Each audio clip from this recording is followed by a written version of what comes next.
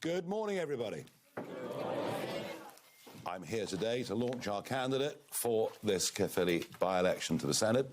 I understand and appreciate the tragic circumstances that have led to this by-election, and we deeply sympathise with the family for what's happened. But the wheels of democracy have to continue to turn.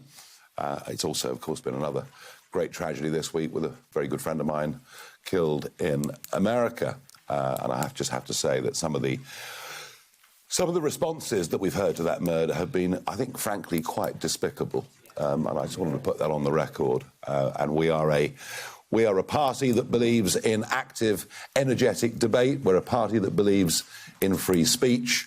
But even free speech has its limits. And nobody that ever represents reform or wears our badge will ever engage in such conversations, even against people we deeply disagree with, because that's what the democratic process is supposed to be all about. There's little doubt this will be the last by-election before the all-out elections next May, and therefore this matters. This is important. I'd love to stand here and tell you that we're rank outsiders, that we're the complete underdog in every sense, and that you don't need to worry too much how we do. That simply wouldn't be the case, as the opinion polls show, and as the recent results show. And what a splendid by-election win that was last night in Vale of Glamorgan. Fantastic.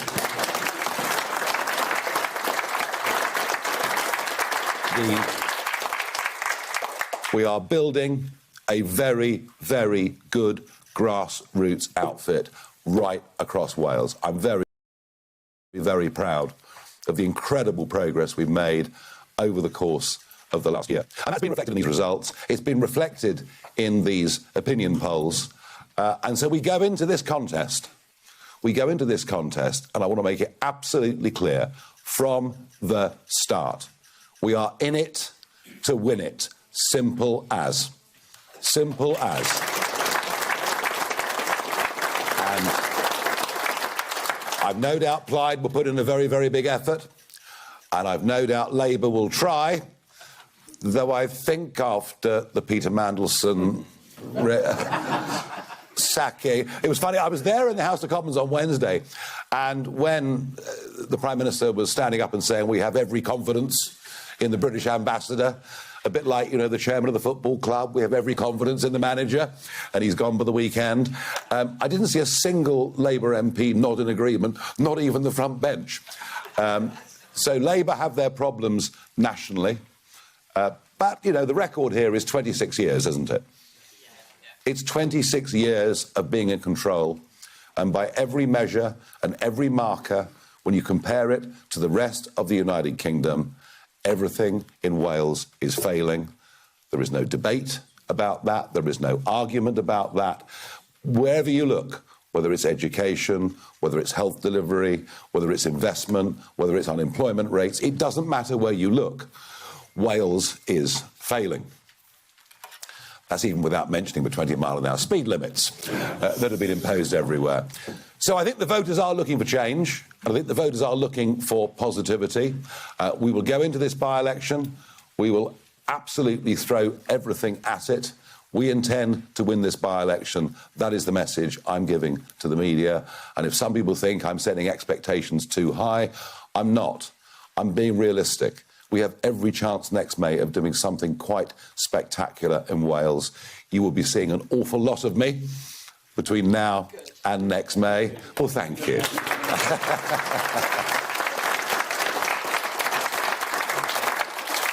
But now the moment that I'm here for. Now, there's been considerable speculation, including in The Spectator yesterday, as to who our candidate for this by-election would be, and thus far they've all got it wrong.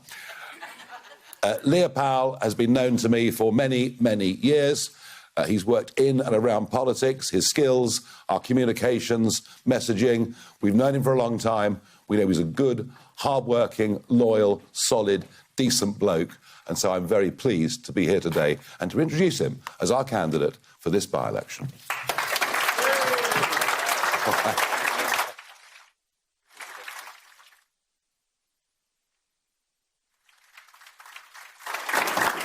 Yeah. Okay. Bore da, good morning. Croeso bawb I Caerphilly, welcome. Nigel, it's great to welcome you here again to Wales. Labour and Plaid have run Caerphilly and Wales now for 26 long years. And what do we have to show for it? Our Welsh NHS is in crisis, patients are waiting too long for treatment, and hard-working frontline staff feel demonised. Schools are overstretched. Too many of our young people feel they need to leave this area for opportunities. Our communities have been left behind, our high streets are declining, and frontline services are disappearing. Labour has taken your vote for granted, and their sidekicks in Plaid Cymru have proven they won't stand up to them. For a century, Labour has had power here. They've had their chance to deliver change, and they failed. You owe them no loyalty. As for Plaid Cymru, instead of standing up to Labour, they've backed Labour time and time again. Plaid Cymru talk about change to get your vote. But when calls come, they fall in line and prop up a failed government. The truth is, a vote for Labour is a vote for the same. A vote for Plaid is a vote for Labour. This area deserves better. I'm standing as your candidate in this by-election to break the grip of these failed parties. So my message today, reform is here, and we're ready to offer a real alternative. An alternative rooted in fairness, ambition, and accountability. The NHS was born in these valleys. My mother was a nurse. I believe in a real NHS, free at the point of delivery, with free prescriptions across Wales. One that works for patients, staff alike. No more excuses from Cardiff Bay. I believe in a strong local economy here in Caerphilly, with thriving businesses, where our young people have opportunities right here, not just in the cities. If you elect me, I will put Caerphilly first, never as an afterthought, never as a pawn in someone else's deal. This by-election is your opportunity to send a message to Labour in Caerphilly, in Cardiff Bay, and in Westminster. Use your vote to tell Labour they cannot take your vote for granted. And tell Plaid Cymru they can't keep propping up failed governments. Caerphilly demands better. I'm ready to fight for a better future, to fight for you and to fight for Caerphilly. Mae'r amser wedi dod I gweld pobl sefyll lan a gael llais glywed yn yr etholiad hyn. A fi'n falch iawn I bod yr candidate Reform UK yn yr etholiad hyn. So today, I ask you to join me. Join me in standing up for our communities. Join me in demanding change and send a clear signal to Cardiff Bay that Caerphilly will no longer be taken for granted. We need reform now more than ever. Diolch yn fawr iawn. Thank you.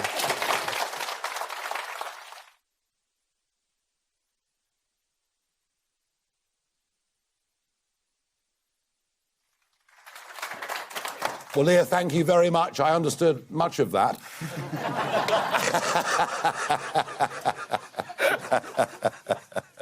But he's a very, very passionate guy.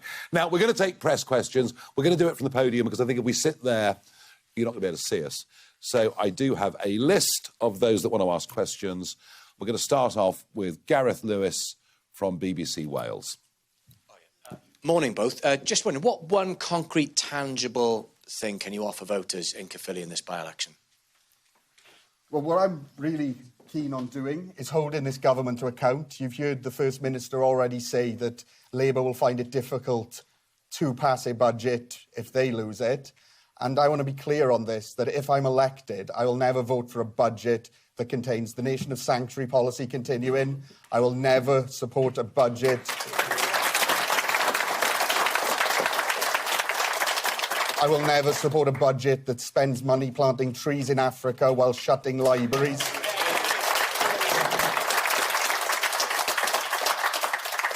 So in this election, there is a lot on the cards. We're taking it very seriously. And holding that government is going to be key for us in this and setting out our stall. And I think there's a lot of good we can do, from the libraries, the roads, the potholes. Look at what the council has done here. I think what Caerphilly really needs now is a strong voice, and that's what I aim to be.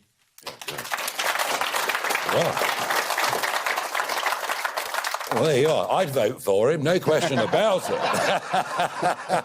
He's good. I better watch myself, hadn't I, really? Michael Griffiths from ITV Wales.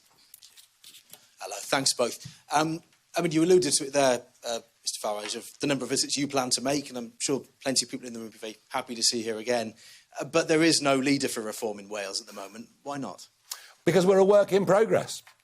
I mean, this time last year, we didn't have a branch in Wales. Look where we are today. Active branches, campaigning in by-elections, winning by-elections.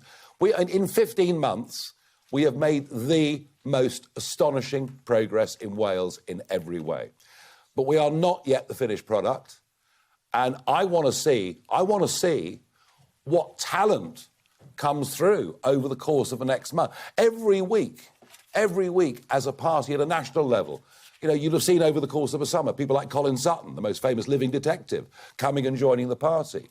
Vanessa Frake, the toughest prison governor in the country, joining the party. There's new talent coming all the time. And whilst I do think there are some very good people already in Reform Wales, who knows who might come along between now and the time we choose the candidates to fight those elections. Be in no doubt that when it comes to the leaders' debates and all of that, running up to those elections in May for Cardiff, there will be somebody who is a leader of the party in Wales in those debates, and not me. It's coming. It'll happen. We're growing. We're attracting talent. We're on our way. And by the time next May comes, we will be the real deal.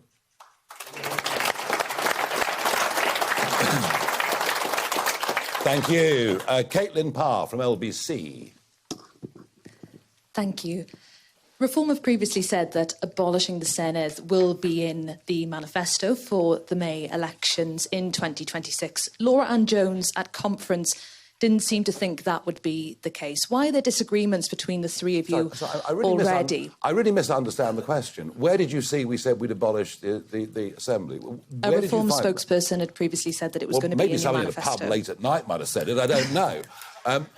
No, look, devolution in Wales was very, very contentious back in the 1990s.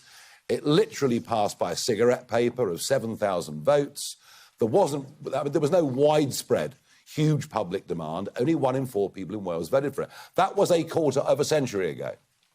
There are some people today who are very disillusioned with devolution. What they're disillusioned with is the failure of Labour over 26 years to make devolution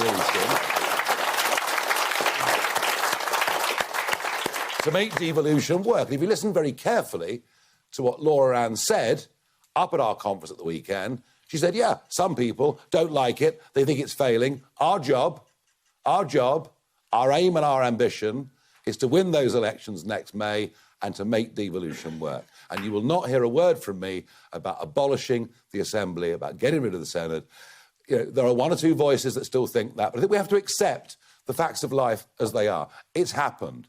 And actually, devolution isn't just happening in Wales and Scotland and Northern Ireland, it's happening throughout the entirety of England as well, with elected mayors, with the breakup of county councils.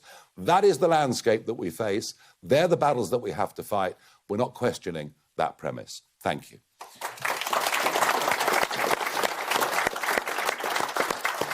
Richard Gurner from the Caerphilly Observer. Hello. Richard, sorry. That'll help. Hi. You talked about improving the local economy and revitalising town centres. What on-the-ground work will Reform do to achieve that? I think the first thing we need to speak about, which the Welsh Government aren't, and that's business rates. I've spoken to a number of businesses throughout Caerphilly now, up in Bargoed and across the area completely, and they tell me that business rates is a big concern to them, connecting up transport. So I'm not going to stand here and say they're easy fixes, but but they're definitely things we're prioritising. We're listening to people, and that's the areas I'm going to champion to grow this economy here, to bring in the jobs, to ensure the young people get the futures they deserve here in Caerphilly. Yeah, and it's interesting, Richard, you know, talking about jobs. There seems to be an anti-business agenda from the Welsh Government. They're against business. And actually, if you look at the economy of an area like this, most businesses are small businesses. Many businesses are family-run businesses. And every single one of them is literally up to here with bureaucracy, with regulation, and with generally feeling unwelcome. As if somehow, if you're in the private sector trying to make money, you're a bad person. And that's what Labour in Wales has become.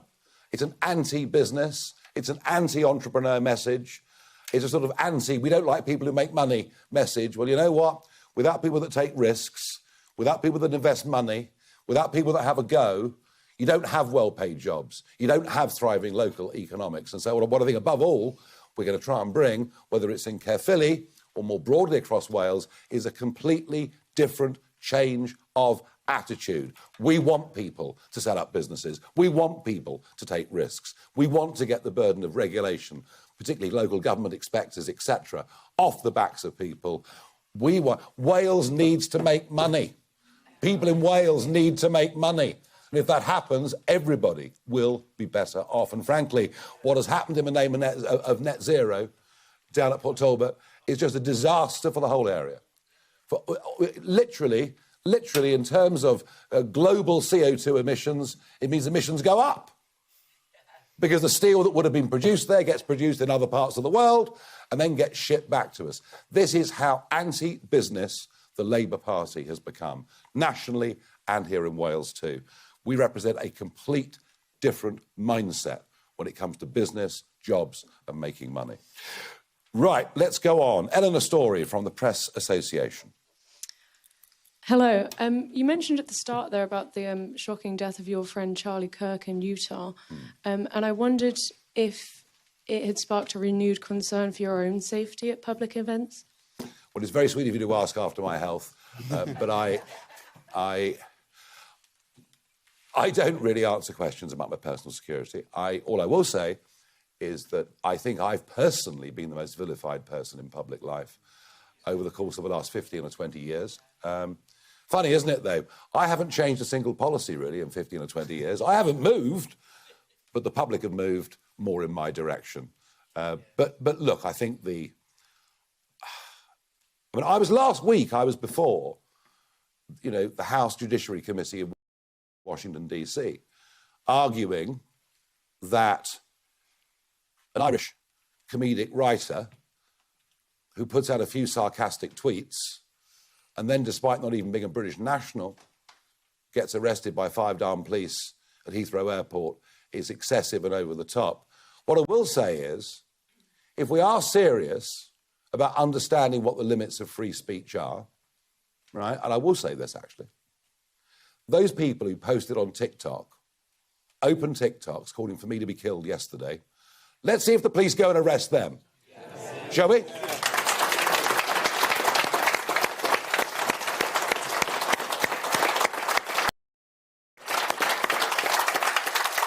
Because if they don't, we truly are living in two-tier Britain. All right? So I think it's really, really important. OK, and finally, we have Ellie Gosley from Wales Online. Hello. You've just said that you want to make devolution work and are ruling out abolishing the Senedd as a policy for you. So when can we expect to hear more about your policies? You've both just mentioned the NHS in Wales failing. What would you do to change that? OK, look, I'm going to give you a very similar answer to the one I gave earlier. We are working hard right now on policy. We are working hard right now on what we will present as our full package to every Welsh household, to every Welsh voter next year.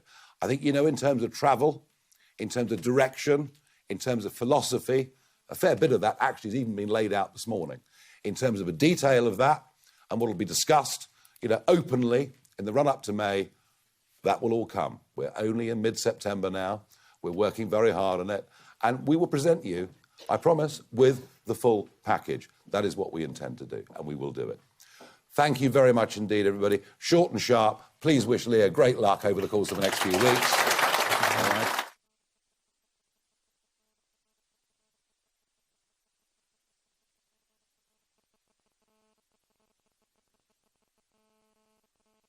Yes, there'll be a couple of interviews, and I'm then going to go and cut the ribbon on the campaign shop. Thank you, everybody. I'll see you all over the course of the next few weeks. Thank you.